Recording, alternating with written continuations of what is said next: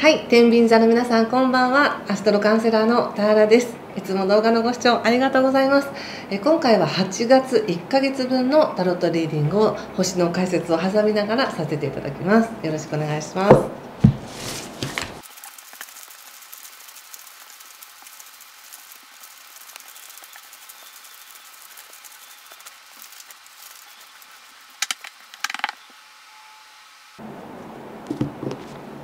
はい、じゃあ一緒に見てみましょう。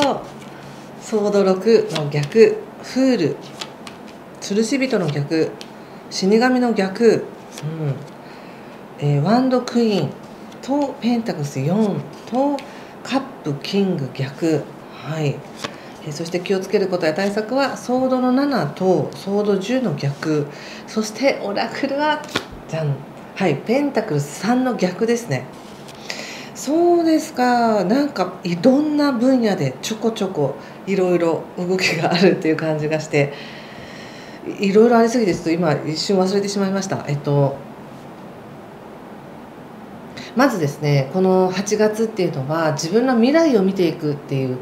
何かね可能性が開けてくるとか、新しいものを見ていく、新しい仲間を作っていくとか、そういったエネルギーが強くなるので、自己成長したいという気持ちが、強くなりやすい時なんですね。星では星の運勢では。ただカードで見るとなんかそういう気持ちっていうのは7月の末20何日からあったけれども、なんか思うようになんか自分の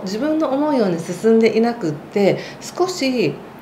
なんていうか足止めをされてるみたいなものとか、出花くじかれるみたいな形で気持ちが高ぶってる分ストップかけられてると、そのエネルギーがすごい大きなストップに感じたりとかして、ちょっとやる気なくなったりしますよね。そんな感じで何かを我慢させられるとか、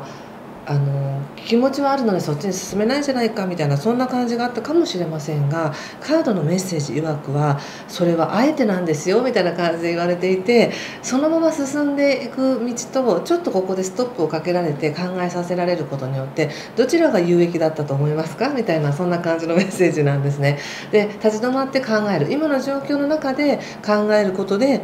とっても大きな気づきを得られるんですよみたいな、そんな感じがあります。でそれがそのいい影響としてなのか、今すでにこの天秤座の皆さんの中で何か変化が起こり始めてませんかみたいな感じがあり、新しい見解っていうものが見えてきてるっていうふうに出てるんですね。再生するとか、やっぱりこうしたいとか、何か自分が思っていたものが違うのであればやっぱりこうしたいみたいな新しい見解が出てきているし、それに対してもっとただ流れのままにいくっていうのではなく、もっと工夫して自分の技術や思いっていうものをなんか膨らませていって、大事なものを固めていきたいみたいな流れがあります。ですのでトータル的にこの1ヶ月っていうのは、その自分の夢を見ていくとか未来を見ていくとか、何か希望を持っていくっていうのプラス、それに向かってやっぱりちょっと学んでいく時期なんだなっていう感じで出ています。まだ私から見るとこれは逆位置なので、その学びがもうすっごい順調に来てるっていうよりは、あれって思いながら進んでいくかもしれませんが、でもそうやってあれおかしいなとか思いながらいろいろ試行錯誤することで気づくことがたくさんあるんじゃないかっていうメッセージだと私は思ったんですね。はい、それとあとそうそう、前回のねリーディングでなんかまるで不倫のこと喋ってるのかなみたいな話の内容だったと思うんですけど、それはもちろん皆さんがそうしてると言いたいわけではなく、ただなんとなく秘密の出来事っていうのが起きやすい1年なんですよね、この2023年って。なので自分の中にある密かなる願いっていうものを表面化しようとして、でもこれは言えないんだとか、これやっちゃダメなんだっていう、その素直に出せない分がなんか歪んだ形でエネルギーとして出て、で歪んだ形で出てるものがストップさせられてるだけなので、なんか本来の皆さんが持ってる純粋なエネルギーとか純粋な意図っていうのはそれはうまくいくっていう流れがあるんですけど、そこに気づくためのちょっと障害だったりとかストップだったりとか、いろんなドラマがそこにあるんだねっていう感じがしたんです。はい、で人間関係でいうとですね、今その自立していく力みたいな、自分の本当の力を、立て直しましょうみたいな感じがすごく強く出てるんですね。それにはその他者の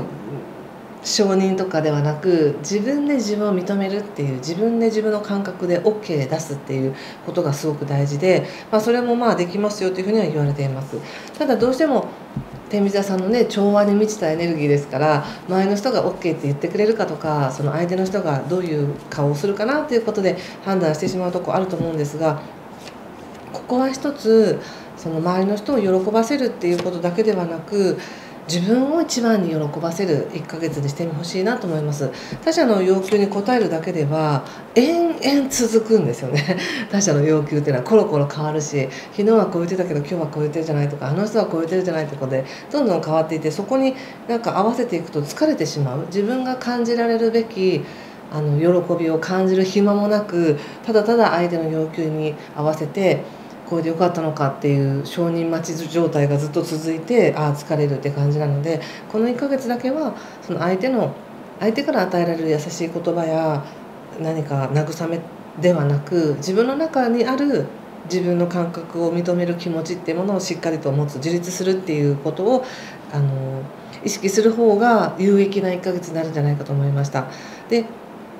さっき言った対策でもですね、ここでソードの7が出てるんですけど、干してみた時なんとなくですけど、あんまり人に言いたくないような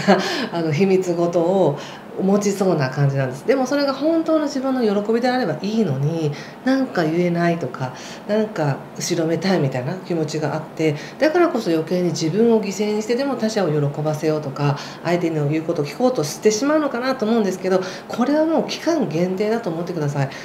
ちょうど8月16日が新月なんですけど、この新月っていうのはその自分のね、喜びに対して、未来の喜びとかこうなりたいっていう自分に対しての意図がとてもいいんですね。そういったことを意図していただいたり、そして8月23日から少しお休み期間に入るというか、現実がどうっていうよりもご自身の感覚を癒してくださいねとか、十分に休んでくださいねって、次に行くためにちゃんと整えましょうねみたいな時になります。とは言ってもずっとね休んでるわけではなく、8月27日からバイタリティとかやる気っていうものが、火星がね天秤座に入ってきますので、おそらくふつふつと湧いてくる思いがあると思うんですね。でそれがこの8月中に勉強することっていうのがすごく役立つので、何か自分のためになる勉強をするとか、自分のためになる努力をしていただく、誰かのためというよりはっていうのが一番いいかなと思いました。ちょっとこのオラクル補佐を見ておきますね。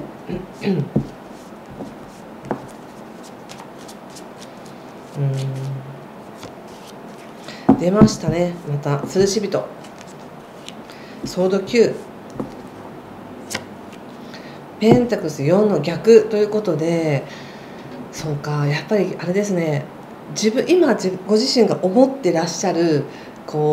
そのままの通りの現実にはなりにくいみたいなのがあり、それなぜかっていうと、最初の方に言われたそのままそれやってうまくいった時と、今それがうまくいかずにいろいろ試行錯誤したり考えたり気づいたりすることで、その後にもっとフィットしたやり方で進んでいくのこと、どちらが幸せだと思いますかっていう